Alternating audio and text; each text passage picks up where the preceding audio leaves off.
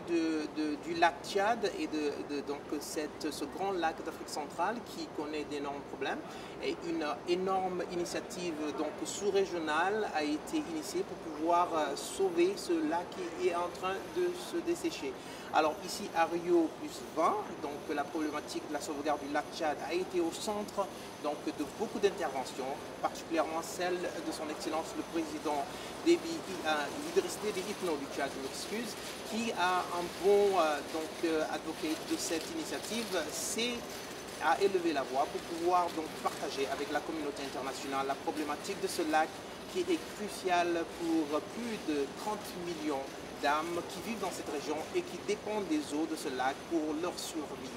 Alors l'appel a été lancé, l'appel a été aussi relayé par ce jeune Tchadien, David, de l'espace vert du Sahel, qui est venu apporter son témoignage sur la difficulté que rencontrent les jeunes de son âge, sa génération, une génération qui doit vivre avec ce lac, qui aujourd'hui se pose des questions sur la survie, sur les possibilités de la sauvegarder. Alors ce message a été vraiment bien reçu dans la salle, une salle archicombe avec la présence de beaucoup de personnalités, des personnes, des curieux qui sont venus écouter le message du chef de l'État.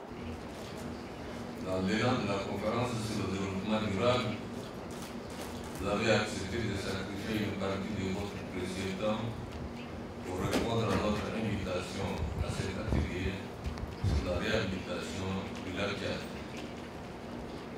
Pourquoi je ne peux m'empêcher avant tout votre propos et vous remercier pour votre présence. Merci. Cela dénote l'importance que vous accordez à la problématique de la disparition programmée du lac Tchad. Mesdames et messieurs, une mer intérieure devenue lac connaît ces 50 dernières années un assèchement drastique. Plus de 30 millions d'habitants vivants directement ou indirectement, les activités de pêche, l'agriculture, de l'élevage et du commerce sont ainsi menacées par les effets collatéraux de ce phénomène naturel. Je dis bien que plus de 30 millions de personnes sont victimes de l'insécurité alimentaire, de l'insécurité économique, de l'insécurité tout court, l'élément fondamental de la liberté dans cet espace d'agriculture. L'assèchement du lac par une conjonction de facteurs climatiques et anthropiques, la rareté des ressources naturelles et la précarité des conditions de vie des populations riveraines qui en découlent nous interpellent tous parce que le lac Tchad est notre richesse et notre avenir commun. À cet effet, je voudrais dire que la sauvegarde du lac Tchad est une préoccupation majeure qui ne doit pas concerner seulement la Commission du bassin du lac Tchad en tant qu'institution sous-régionale et les pays membres. Elle doit être celle de la communauté internationale. Tant entendu que si rien n'est fait pour inverser la tendance à la dégradation de ces eaux et de ces terres, les conséquences de notre inaction seront certainement irréversibles et très dommageables pour les populations riveraines et les générations futures. Au-delà, elles le seront pour l'Afrique, mais pour l'humanité tout entière. Je voudrais aussi rappeler cette évidence que le bassin du lac Tchad, par ses nombreux écosystèmes forestiers et aquatiques, constitue un bouclier naturel de protection au nord du bassin du Congo contre la progression du désert. Mesdames et messieurs, cette tribune m'offre l'opportunité de faire la relation entre la menace de la disparition du lac Tchad et les enjeux spécifiques des noms de Rio pour l'Afrique. Ces enjeux sont les mêmes, de sommet en sommet, et deviennent aussi prégnants qu'insatisfaisants. D'abord, l'enjeu institutionnel. Il faut doter les Nations Unies d'une véritable institution environnementale avec une capacité de proposition et de moyens extrêmement financiers d'avancer des solutions concrètes au niveau des urgences humanitaires.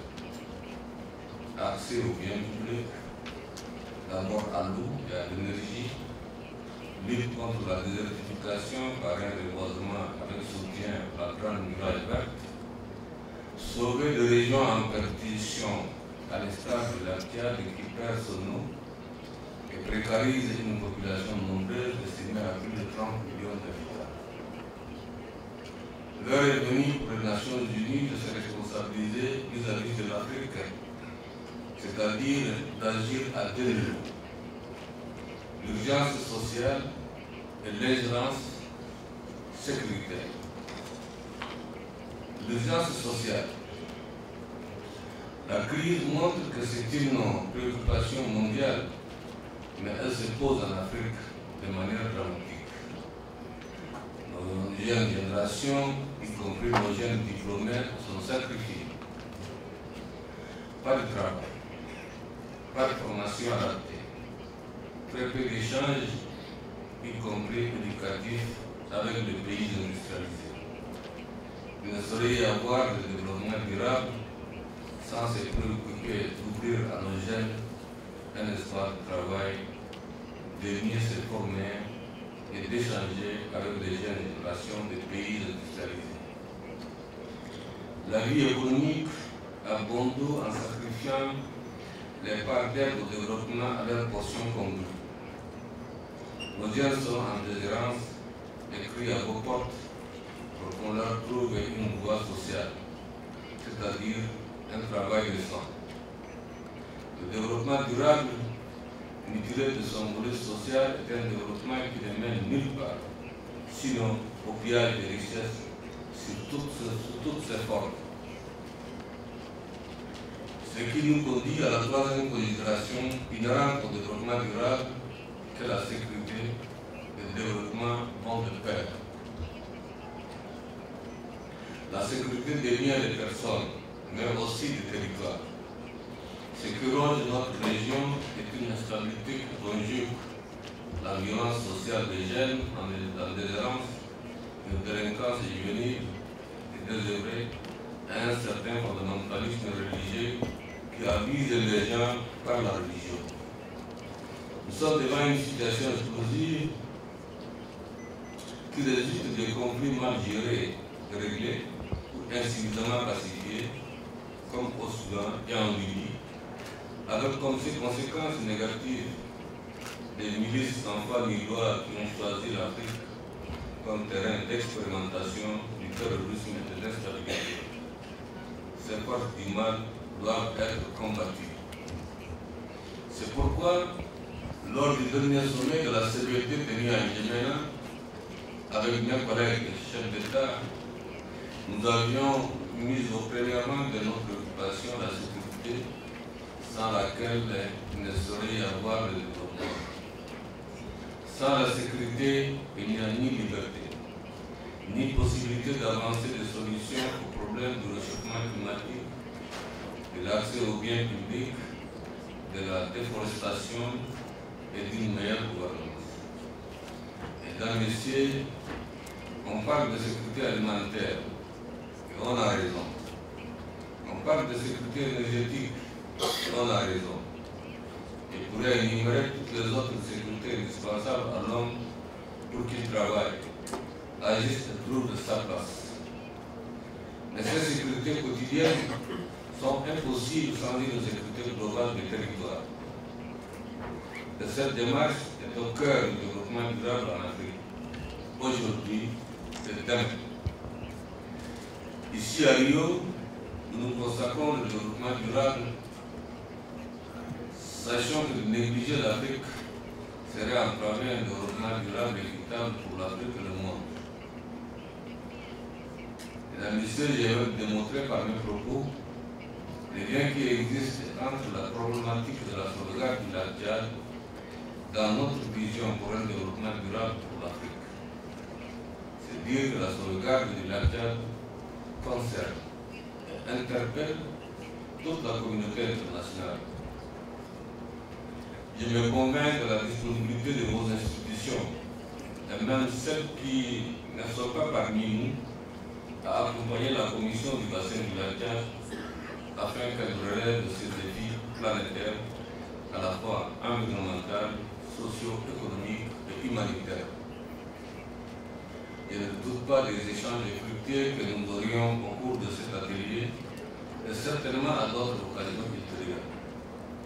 Monsieur le Président Issoufou, chers frères, Président de la CDLP, nos destins sont liés. Je vous rassure de mon soutien.